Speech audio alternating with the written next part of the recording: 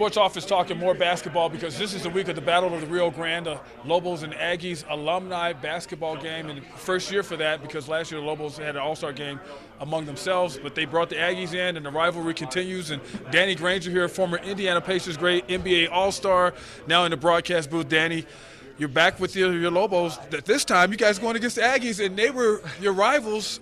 What are you going to see? Well, hopefully we'll see some intense basketball. A lot of us are a little older. Some of you guys are older than others, myself included. But for the most part, I think it'll be a great display.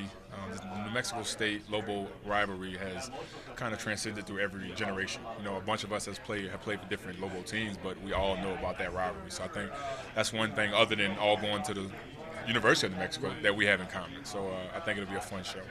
What about you, man? Are you going to go out there and do you still feel it in your system, or are you the old mature gentleman with the wife and kids at home who's just like, man, I'm just looking for a little run, man. I'm not. Listen, I'm a little bit of both. I still can play.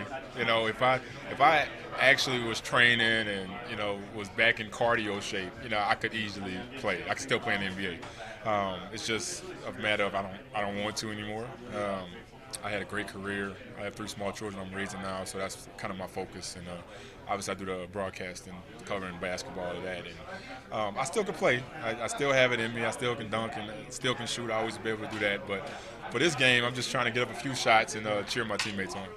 When did you know, hey, I'm done. This is it. I'm going to call it quits after this year. When did you know that?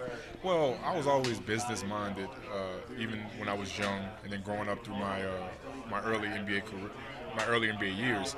I always wanted to go into the business world, and real estate was one of the things that I saw that I could really be good at. And so I started that about 7-8 years ago. So my transition out of the league was it was coming, regardless or not. And I knew that either my body was going to give out first, or there was just going to be a point where I couldn't perform the way that I used to. I didn't want to get to that point. I wanted to leave while I still could play, when my body was relatively healthy. And so I transitioned right into the broadcasting and my real estate business, which I do full time. Wow, so the real estate business and the broadcasting, I start calling you Pockets, man. Well, I was fortunate enough to make enough money in the NBA. I made a lot of money, and more money than I could spend in my lifetime. My kids are probably spending in theirs, but so I didn't need the money. Money wasn't an issue. It was more of a passion that I wanted to do. As far as broadcasting, I wanted to stay close to the game. I wanted to talk about it, but not be playing, and that was the best avenue for me to do that. And in real estate, it let me tap into my business mind, and finding deals and completing deals and developing deals and developing properties. So that's helped me tremendously as far as just keeping my mind sharp. And I'm happy. What has been, as far as the biggest transition, going from just regular life to just going to the gym, working out and all that stuff? What has that been like? Is that the stresses are different and different things like that, huh? Well, my life is a lot less stressful right now, just because I'm not traveling a lot. I don't have to prepare for an 82-game season. I don't have the soreness and the injuries and the things that come along with being a professional athlete. I still work out. I don't train as hard as I did when I played, and I do more so stretching. And it's just, when you play in the NBA, the stresses come because you play a bad game, they talk about you in the media. You play a good game, they talk good about you, but until they talk good about you until you play another bad game. Look how they're doing Steph Curry now. So the media turn on you very quickly, and sometimes, especially as a younger player, it's hard to deal with that. But as I've gotten older, I kind of muted all of that and put it away, and it's that stress is gone. And now the biggest thing I have to worry about is my child reading level. So that's the only thing I'm really worried about right now, how my children are progressing in school. So. And talking about the media critics and all that stuff like that, now that you're on the other end of that, there's a fine balance for you, right? As far as maybe you approach it a different way because you know what that's like on both ends now.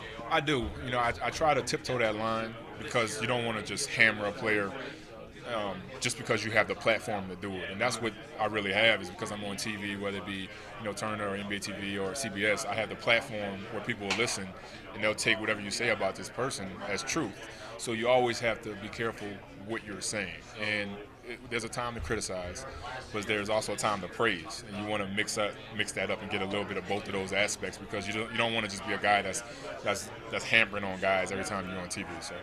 And I know you already talked a little bit about it, but LeBron James, you got a chance to see him up close. Now he gets the championship. And talking about a guy who had his critics, even though he was putting up those kind of numbers, and it just seemed like no matter what he did, it didn't work. Yeah, I think that's the true definition of people are going to criticize you no matter what you do, because he'll go down as one of the best basketball players in history. He's been criticized literally his whole career, and up to this point where I think a lot of people have finally turned the page and kind of given him some praise as far as what he's done with Cleveland, but he's been criticized. So everything he's done, I think has been amazing. The way he took the team, who they were last year, and turned them into the championship. It's a credit to who he is as a player, and in my opinion, he's the best player in our league, in the NBA. And how did you like going up against him? I enjoyed it because I loved the challenge. I never backed down from a challenge. That's kind of was in my blood, and I performed under those circumstances. But he's just a player that gave you so many problems, not only offensively but defensively as well. Trying to game plan for him and game plan what he's going to do in transition, and then if he does go for 40 points, it falls on the person who's guarding him, which was me. So you wasn't going to shut him down. You just hoped he would go for 40 points and your team would win, because he's going to get his no matter what. I just got the brunt of it because I was always the one guarding him, and then we're division rivals, so I guarded him multiple times every year, and we had to see him in the playoffs, so it just got kind of annoying always having to be second or third to LeBron. So. Can you go out in the airport now and walk without all kind of people chasing you down, or is it still kind of fresh? No, I can now.